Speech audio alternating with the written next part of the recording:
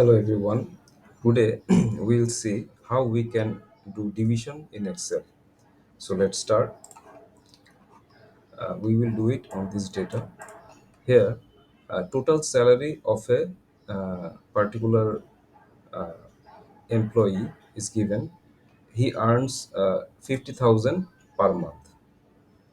Okay, so his monthly salary is 50,000. Okay, and in that month he worked for 200 hours, 10 hours every day he works 5 days, 10 hours every day he works 5 days in a week, so 50 hours in a week, and there are 4 weeks in a month, so approximately 200 plus we are taking 200 hours in the month for keeping this simple.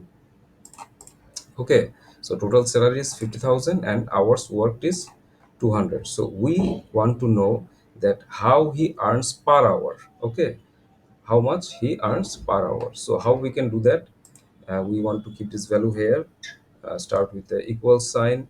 Total salary is total monthly salary divided by press a divided button from your keyboard.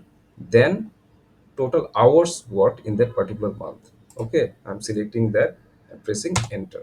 We can see per hour he is earning 250. Okay, so his total salary was 50,000.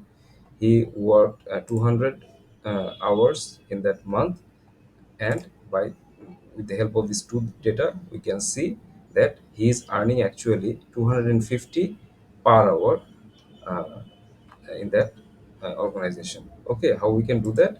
We started with the equal sign. We have selected total salary and divided by numbers of hours worked in that particular point of time. So this is how division works in Excel. That's all for today. Thank you very much.